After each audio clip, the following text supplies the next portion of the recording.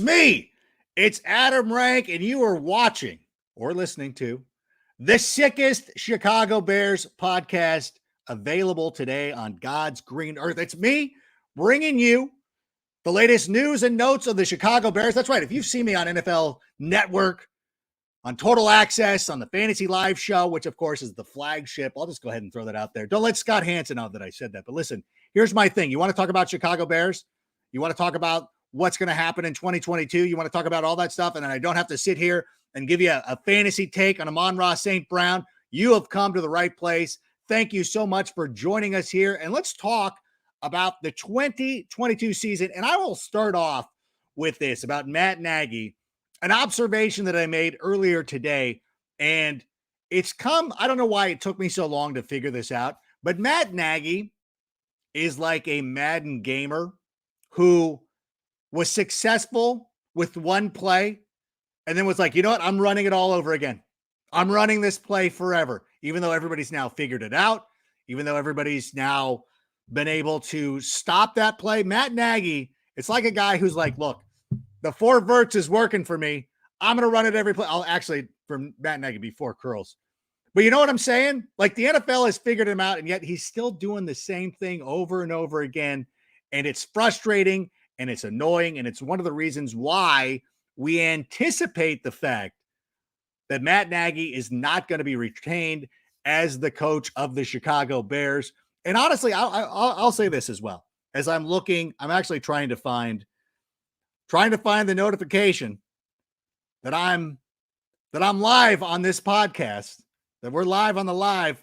And I'm going to look this. I'm going to try to not be distracted and everything like that. I'm going to get a notification soon. But here's the thing. Matt Nagy, good person, great guy.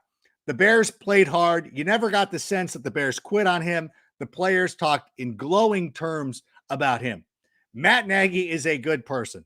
He was overwhelmed as the head coach of the Chicago Bears. And really one of the most troubling things was the fact that he called plays for the Kansas City Chiefs for about 6 weeks. 6 weeks, he was calling plays for the Kansas City Chiefs. He gets hired. And I'll be honest with you, I wanted Matt Nagy to be hired. So that's all. Like, listen, I'm as guilty as anybody in this one. I will say, I wanted Matt Nagy to be the coach of the Chicago Bears. I certainly did. He was coming from the Andy Reid system. They had a lot of success with Patrick Mahomes. He was actually the guy who identified Patrick Mahomes as the quarterback that they needed. So I liked everything about the Matt Nagy hire. But once he started coming in and saying, like, I'm going to call the plays, that should have been a red flag. Inexperienced as a play caller to begin with. It's one thing if Andy Reid's coming in, is like, I'm going to call the plays. You're like, okay, Andy Reid's been a head coach for 2 decades. You can call the plays. Matt Nagy had not been an experienced play caller. He comes in and is going to call the plays and be a head coach. It's too difficult. It's too many jobs. You're being asked to do too many different things. Okay? Why don't you focus in? And what Matt Nagy is really good at is building morale, getting people engaged. He was great with the media. He was great with his players. If he had just brought in an experienced offensive coordinator with him, somebody from the Kansas City system, or even if he would have brought in Eric Bieniemy, somebody like that, and said, listen, you're calling the plays. We're going to have Vic Fangio stay and call the defense. Everything would have been probably way different. We would be talking about Matt Nagy as one of the better coaches in the game. And you know what? At some point, if your offensive coordinator gets hired to go out there and be a head coach somewhere else, then you're like, okay, now you can take over as play calling. You've got some experience and you'll look pretty good, look pretty sick at what you're doing. Speaking of the sick podcast, I get to tweet this out now. Oh my God, now that burden is done, I've got it retweeted. Hopefully a lot more people will be joining us here. And this is not some like one-off event. This is not like, hey, this is me in week 18 showing up. No. The Sick Podcast is going to be coming to you a lot during the offseason. We're going to follow the presumed coaching change in Chicago. We're going to be talking about the offseason. We're going to be talking about the draft, free agency, starting into next season. We'll talk a little fantasy football. I can't escape fantasy football, nor will I want to. I enjoy fantasy football. I don't want to be one of these guys who gets a legit job and then all of a sudden pretends he doesn't do fantasy anymore. I'm not calling anybody out who's ever done this, Greg Rosenthal. But I will say this. I still love fantasy, so we'll talk about that as well. Before we get started, Want to tell everybody, please follow the Sick Brands that you see on Twitter. Please follow the Sick Podcast, the Sickest Podcast on Instagram, Facebook, however you enjoy social media, whatever your jam is. You know, if you're an old guy who loves Facebook and Instagram, follow us there. Want to be on Twitter? Want to be angry all day on Twitter? Fine, follow us there. And of course, like and subscribe here on YouTube. We will be doing live shows. In addition, the podcast is going to start dropping on Apple Tunes. Wait, Apple Music? I don't know. I should be more of an Apple person. But in any event, go ahead, follow us everywhere. Now, as we start here today, one of the things that I think we need to talk about is today's game against the Minnesota Vikings, because it was pretty much a microcosm of everything that Matt Nagy has done in Chicago. Great between the 20s.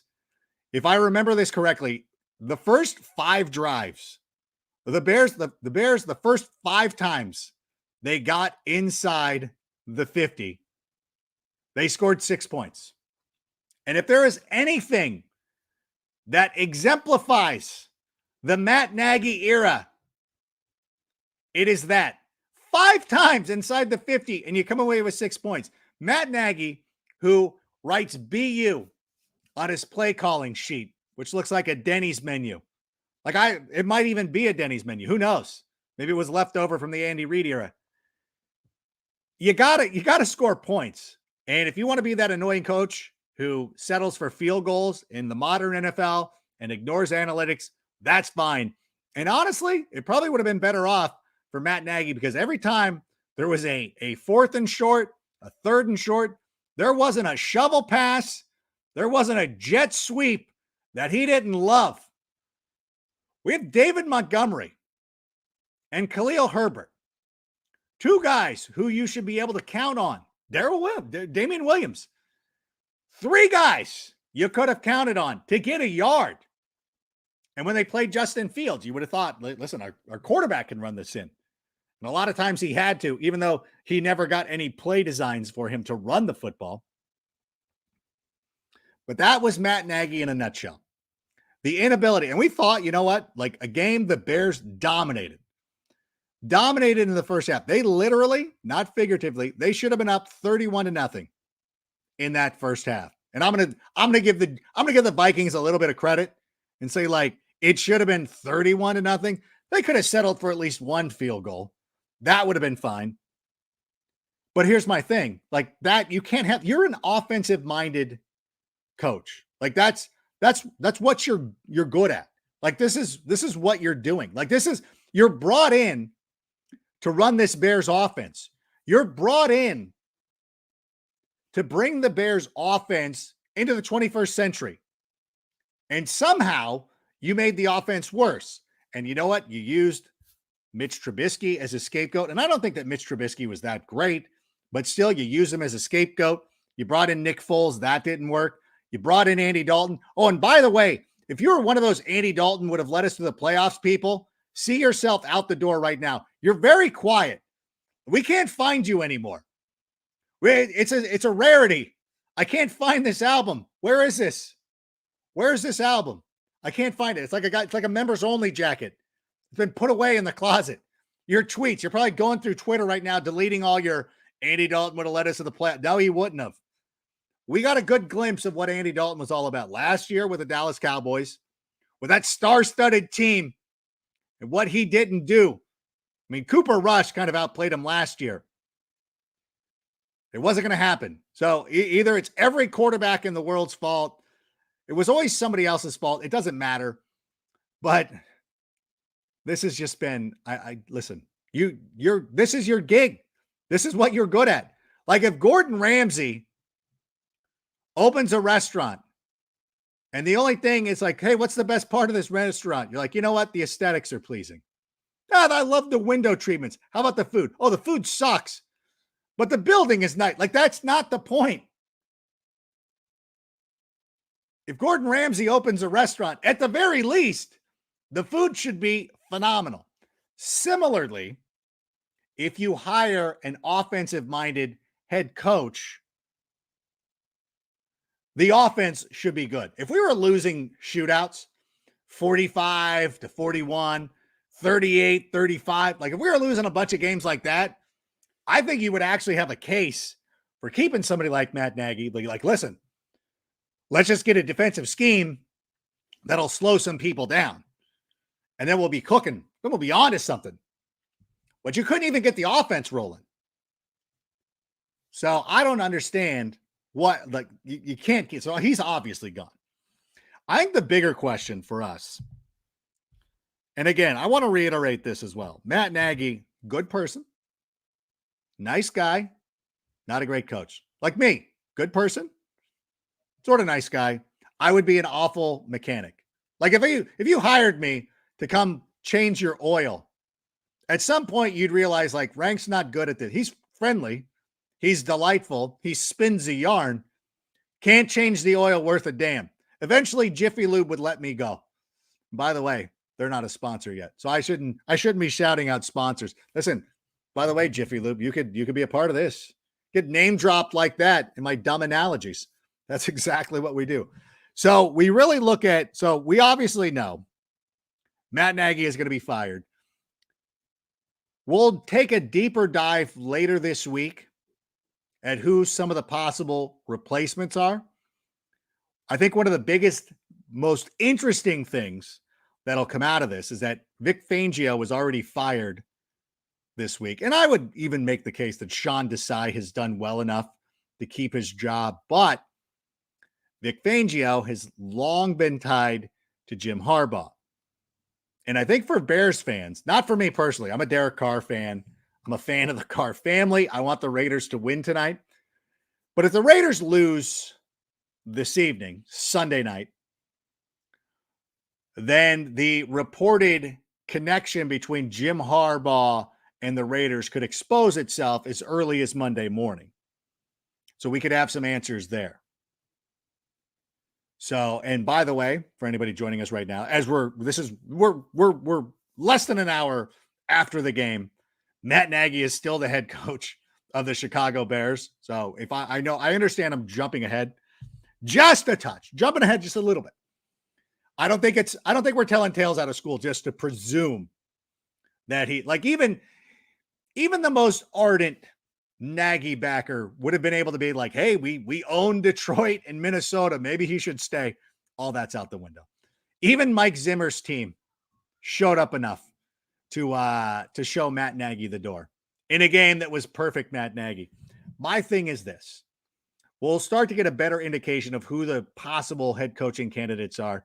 And just real quick, we've talked about this before. The pie in the sky. Let's take a swing. Sean Payton. Let's make a call. Listen, they could easily say no.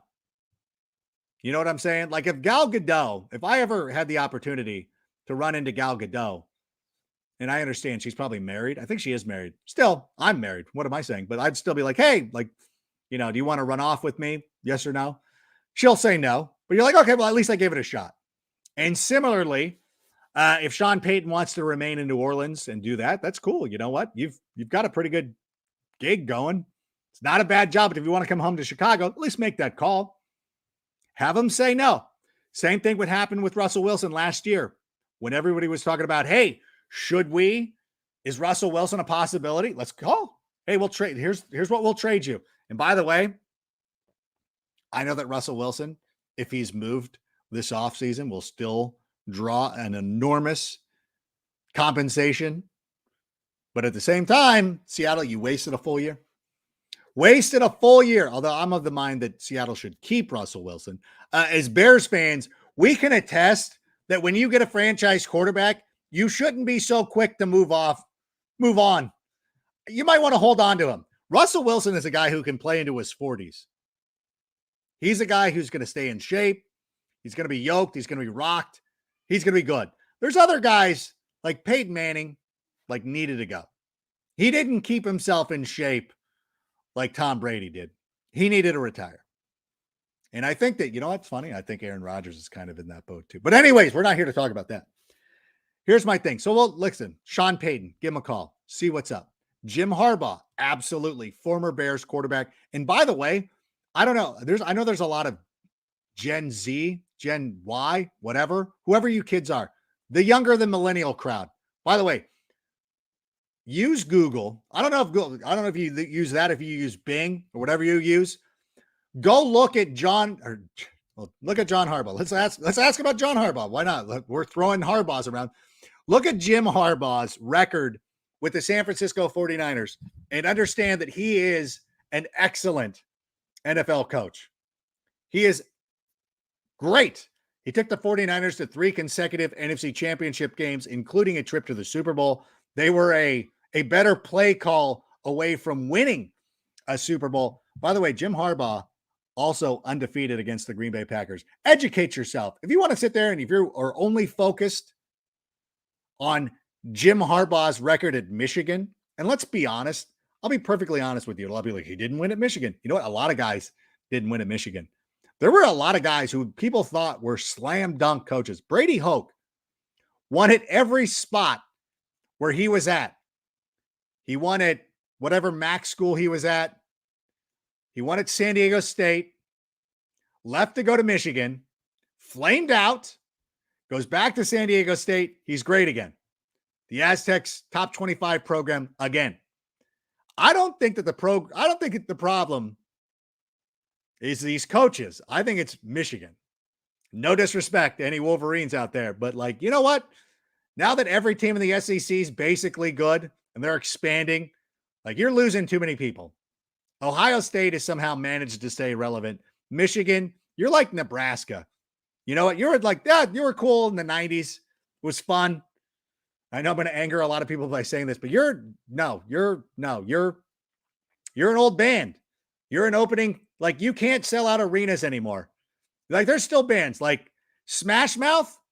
They're playing for free on Fremont Street in Las Vegas. Foo Fighters. Yeah, they'll sell out an arena. I think Michigan's in the Smash Mouth category. Like you were cool.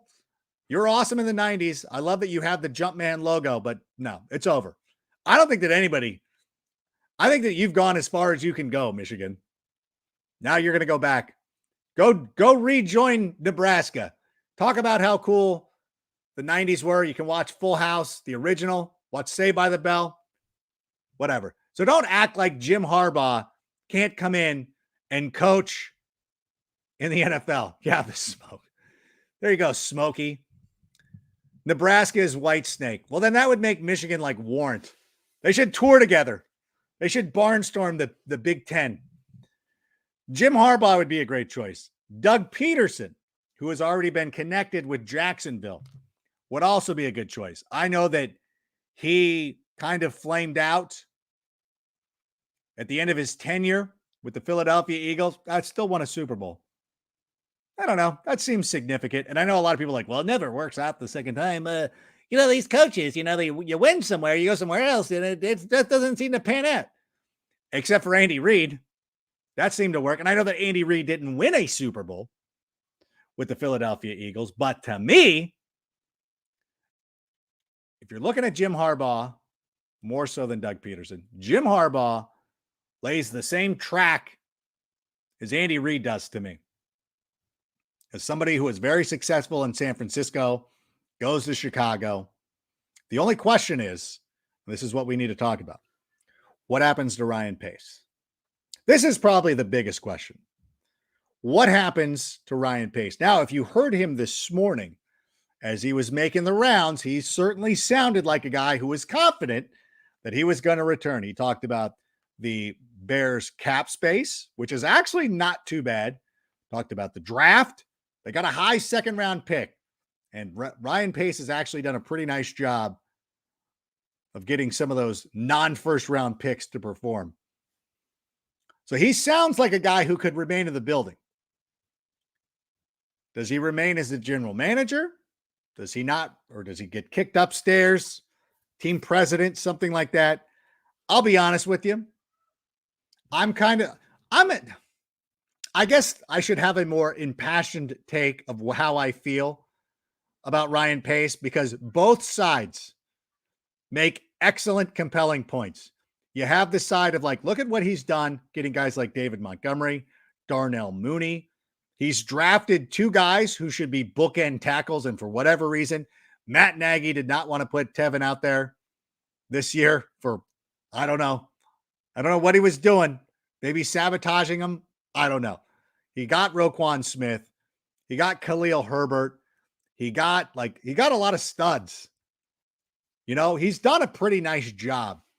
But then on the other side of the coin, and I don't blame him for the Matt Nagy hire because I'll go back to this. Matt Nagy was an okay, Sean, I'm giving your point of view here in a second.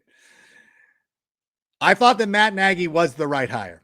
He checked all the boxes of everything you would want. And remember, a lot of the coaches he was going up against, I don't know if this was the Mike McCoy era. No, I think Mike McCoy was earlier when they were going for John Fox. But you look at DeFilippo, who didn't pan out. You look at Peterson, Peterson was a year ahead. But here's my thing, and Sean is making this point right now. His first round draft picks have been brutal. There is more to being an NFL general manager than just the draft. And if you think of the story about Olin Kreutz and what he was talking about this week, where they offered Olin Kreutz an opportunity to join the offensive coaching staff, the only problem was they were going to pay him $15 an hour, which is insulting. And this is one of the problems that has plagued the Chicago Bears for quite some time, is that they still run a pretty old school operation. A number of years ago, they had a PR guy, and then they had a dude who they had just promoted as an intern who was like, oh yeah. And then that top guy got fired. And then this kid who had been an intern like 4 months previously was now running the PR department of a team in the third biggest city in America, one of the storied franchises in the NFL. And it's really just something that the Bears have just kind of done over the years. And when they hire a general manager, they need somebody who is going to go to the family, going to go to the McCaskies and say, look, we need to expand our operation. We need to expand an analytics department. We need to expand our public relations, our social media presence, our coaching staff, our scouting, everything. The Bears should have an organization that is not going to be outspent, that is not going to be outworked. You're one of the storied franchises in the NFL. Only one other team has won more NFL championships than you. This should be a premier organization. And if you are serious about moving to a brand new facility in Arlington Heights, then you need to bring the rest of the organization into the modern world of football. And I don't know if that means bringing in somebody like Theo Epstein, somebody who has some out-of-the-box thinking. And it leads me to believe that if you are so in love with Ryan Pace as some figurehead, you want to call him the team president if Ted Phillips retires or whatever happens, fine. There needs to be a new general manager. And that general manager has to have the authority to really expand the operation. We need the training staff improved. We have way too many injuries all the time. We need somebody to work on making sure the field is in playable shape each and every week for as long as they remain in Soldier Field. So to me, if you're asking me, should Ryan Pace remain as the general manager, my answer would be no. We need a new general manager, but we need a guy with a man or woman with the ability to raise the profile of the entire organization. And if you love Ryan Pace and you want his input and you can bring him out on the second and third day of the draft to help out with some scouting, even if Ryan Pace wanted to put Ryan Pace in head of scouting, that's fine. There needs to be a new general manager. And if it's somebody who's tied to one of these coaches, that's fine too. I know that Jeff Ireland gets messaged, but it's a huge undertaking and it might stall the search for a head coach because you want those two guys to be in sync. You want the head coach and the general manager to be working hand in hand, similar to what we see in Seattle with John Schneider and Pete Carroll when he came on board. And they went through a lot of moves. There's going to have to be a lot of turnover for the Bears. Going to have to get rid of some veterans. We're not going to resign some guys. Are we going to extend some guys? A lot of questions. That's why we need a new leadership. That's why we need somebody that we know is going to be here for the next 5 years. And as I continue to look at this situation, I don't want to be so dour. But I want to give you some reasons for hope for the Chicago Bears. And Jaron, yeah, I see you. Nagy is Trestman 2.0. There were mistakes were made. And by the way, Fangio, Harbaugh seem to be they're going to be a team again. And if that's in Chicago, and that means Sean Desai gets demoted, maybe Fangio gets some fancier title. You have Harbaugh as the head coach. You have Fangio as associate head coach. You keep Desai as defensive coordinator. I don't know. Maybe he doesn't want his coaching dad hanging out. Who knows? But here's my thing. There are some reasons, but I understand. We're gonna have a new coach, probably gonna have a new general manager.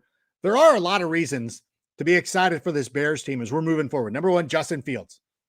And I know we didn't get a fair look at him. And by the way, missing out this week, not the end of the world. It would have been fun to see him go out there. Maybe we do score those 31 points in the first half if Justin Fields is the quarterback. It would have been cool to beat the Vikings and everything. But you know what?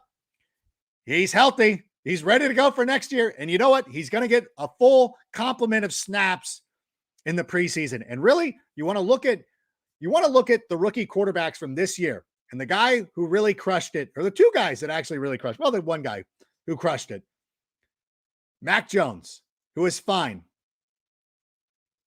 Okay, listen, Garen, we'll talk about coaching candidates. I see you. Josh McDaniels, we'll talk about Josh McDaniels tomorrow. Once it's official, we can move on. We can really break down these coaching candidates. Look for that podcast. Listen, I'm not going to give away the store on the first day. I need you to return. I need you to come back. So I can't give that all away. By the way, the sun is setting here in Southern California. Here's my thing. We got Justin Fields. For the first time in a long time, it feels like we have a franchise quarterback. He showed a lot of ability. He looks awesome. He showed the plays. Like, just all you got to do, look at what he did against the Steelers. Look at the touchdown run against the 49ers. Look how many times he put the Bears in a position to win a game, only for the defense to let them down. Should have beaten the Steelers, should have beaten the Ravens, should have beaten the 49ers, could have beaten the Packers. That's 4 wins. Now we're talking about it. Should have won today. A lot of things. Like, this team is a lot closer than a lot of people believe. And by the way, when we're hiring our next coach, that is my first question. What is your plan for Justin Fields, David Montgomery, Khalil Herbert? Because you know what? All these successful teams in the NFL have a stable of running backs. And I know it sucks for fantasy football, and you want to see David Montgomery out there carrying the ball 370 times, but you got 2 stud running backs, possibly Tariq Cohen coming back, Damian Williams if he wants to hang out. I want a stable of running backs. And again, you don't have to run a 1950s offense. You can modernize it. These guys can catch the football. Let's take advantage of their skill sets. What is your plan for Cole Kmet? I think he's a stud. I think he's an absolute stud. He was wide open a bunch. Andy Dalton missed him today. We have bookend offensive tackles. I think Tevin's great. Larry's awesome. I think those are 2 guys that you just, okay, boom. We find a center in free agency, shore that position up. Oh, now we're starting to cook, baby. Now we're starting to cook defensively. Jalen Johnson is a good cornerback. By the way, why did you Eddie Jackson that? Like, why? At least Eddie Jackson learned his lesson. Why the hell are you not touching a receiver when he falls to the ground? Little things like that a head coach can really help out with. Thomas Graham looks like he can be a stud. Listen, he doesn't need to be a number 1 shutdown corner, but if Jalen Johnson develops into being the cornerback that we think he can be, and if Thomas Graham is good, and let's say Eddie Jackson starts playing more nickel and covering guys, now we're starting to talk about a secondary that's good. You got Bobby Quinn setting a team record with sacks. He's motivated, ready to go. And even last year, when a lot of people thought he was a bust, was actually very good. Had a lot of pressures. He was a top 10 guy in pressures and quarterback pressures, which I know is not a sexy stat like sacks, but he was getting to the quarterback. He was forcing a lot of bad throws.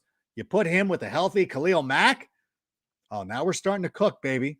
Roquan Smith, who Gus Johnson himself today said that this guy should be in the Pro Bowl. And I know the Pro Bowl is a joke and nobody cares, but Roquan, give us the one thing. Let us have Roquan Smith in the Pro Bowl. That's all we want. And so to me, there's a lot of reason for optimism. Whenever anybody wants to clown us and take victory laps and do all their stuff, that's fine. You know what? This team seems very similar to the situation that the Chargers were in last year, that the Cincinnati Bengals, that might even be a better example. What they were in last year. You know, people are like, whatever. Like these are afterthought franchises. And now all of a sudden, the Bengals are in the playoffs. The Chargers are playing to get into the playoffs, and you might as well just call them a playoff team because they win, they're in. The playoffs start in week 18, apparently. I love it. I think the Bears are actually in pretty good shape. Better shape than people are going to give it credit for. And I know it's dire, but this was the first time in 4 years that this team finished below 500. This is the first time, they've made the playoffs in 2 out of the last 4 years. They now have a franchise quarterback. They have good players. They have cap space. Things are going to be okay. Don't be so dour. Okay. And so, is there a member of the coaching staff? Sean Desai. We would have him return.